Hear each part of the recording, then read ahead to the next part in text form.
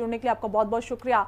तो चलिए आगे बढ़ते हैं, जहाँ छत्तीसगढ़ के बीजापुर में आईआईटी विस्फोट, एक जवान शहीद हो गया, 3 जवान घायल हो गए। डीआरजी टीम माओवादी विरोधी अभियान पर निकली थी। तो ये बड़ी अपडेट इस वक्त आप तक साझा कर रहे हैं, जहां देखिए छत्तीसगढ़ के बीजापुर में विस्फोट हुआ और इसमें एक जवान शहीद हो गया, 3 जवान और इस विस्फोट में घायल हो गए हैं। आपको बता दें कि डीआरजी टीम माओवादी विरोधी गतिविधि सामने आई है। तो ये बड़ी अपडेट इस वक्त आप तक साझा कर रहे हैं, छत्तीसगढ़ से सामने आ रही है, जहां बीजापुर में आईईडी विस्फोट हुआ है और इस विस्फोट में एक जवान शहीद हो गया और 3 जवान घायल बताए जा रहे हैं। तो लगातार देखिए छत्तीसगढ़ से इस तरीके की खबरें सामने आती रहती है, जहां आतंकियों को खिलाफ लगातार छत्तीसगढ़ में सर्च ऑपरेशन भी चलाया जाता है। और ऐसे भी ये डीआरजी टीम माओवादी विरोधी अभियान वहां पर जारी था। तो छत्तीसगढ़ के बीजापुर से खबर आई, जहां ब्लास्ट हुआ और इस ब्लास्ट में एक जवान शहीद हो गया है और 3 जवान घायल बताए जा रहे हैं। तो छत्तीसगढ़ के बीजापुर से ये बड़ी जानकारी, जहां आईडी विस्फोट किया गया, डीआरजी टीम माओवादी विरोधी अभियान पर निकली थी। और ज्यादा जानकारी के साथ हमारे सहयोगी निशा हमारे साथ जुड़ी हुई है। निशा, क्या कुछ अपडेट इस पर नजर आ रही है अभी?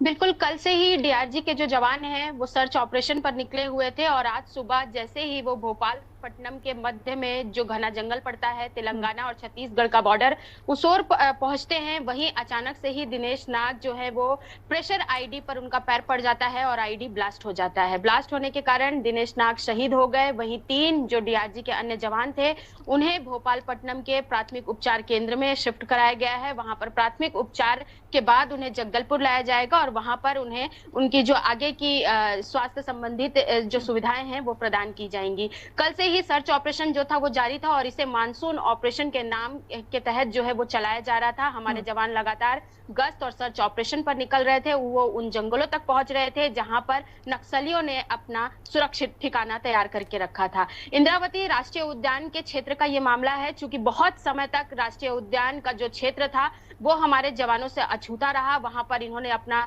सेफ ठिकाना जो है वो बना लिया था। इस साल की बात करें तो हमारे 20 जवान जो है वो अब तक शहीद हो चुके हैं। पिछले साल ये आंकड़ा 19 जवानों का था। लेकिन इस बार इंदिरा नदी का जो तट है वहां पर काफी सारे इस उद्यान में जो सर्च ऑपरेशन है, जो मुठभेड़े हैं वो चलाई गई थी, जिसमें जनवरी से लेकर खबर है कि साल में 20 जवान हमारे शहीद हो गए हैं। लेकिन जिस तरीके से सर्च ऑपरेशन चलाया जा रहा है आतंकियों के खिलाफ, ऐसे में जिस तरीके से सपना है सीएम का, छत्तीसगढ़ सीएम का, कि एक एक आतंकवादी को वहां से खत्म करना, और इसी के तहत सुरक्षा बल लगातार प्रयास भी कर रहे हैं, ऑपरेशन भी चला रहे हैं। लेकिन बीच में दुखद खबर आती है जब हमारे जवान शहीद हो जाते हैं।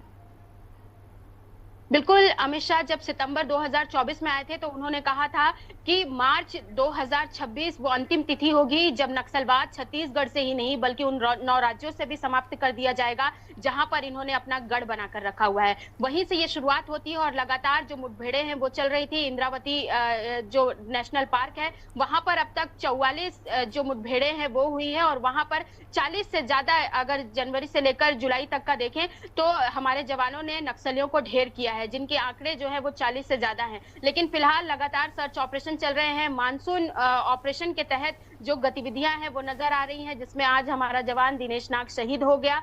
फिलहाल उनका जो शव है वो उनके घर गृहग्राम लेकर जाया जा रहा है और उसके साथ ही बाकी जो डीआरजी के जवान हैं उन्हें वहां से निकाला जा रहा है जो उस क्षेत्र में फंसे हुए थे। कई सारे बंदूक, कारतूस, AK-47 समेत कई सारी जो चीजें हैं नक्सलियों की वो भी वहां से बरामद की जा रही हैं। फिलहाल जो 3 जो जवान थे हमारे वो सुरक्षित हैं और उन्हें जगदलपुर के लिए रेफर किया जा रहा है। तो अब जो चीजें हैं वो सामान्य बताई जा रही हैं। फिलहाल पुलिस की ओर से और कोई जानकारी नहीं दी गई है। उन्होंने कहा है कि ऑपरेशन समाप्ति के बाद ही वो प्रेस कॉन्फ्रेंस करेंगे, उसके बाद बताएंगे कि क्या कुछ गतिविधियां थी, कितने जो डीआरजी के जवान थे। चूंकि डीआरजी के वो जवान होते हैं, रिजर्व पुलिस गार्ड, जो सबसे अहम भूमिका में नजर आते हैं। जब नक्सलवाद के लिए, खात्मे के लिए जंगलों में जब हमारे जवान जाते हैं तो उसमें डीआरजी के जवान की खास भूमिका होती है। उसमें दूर दराज के आदिवासी और खास करके वो नक्सली भी होते हैं जो आत्मसमर्पण करते हैं, चूंकि उन्हें नक्सलियों के ठिकाने मालूम होते हैं, उन्हें वो एरिया मालूम होते हैं जहां पर नक्सली अपना घुसपैठ जमाते हैं और जहां पर उनकी अदालतें चलती है।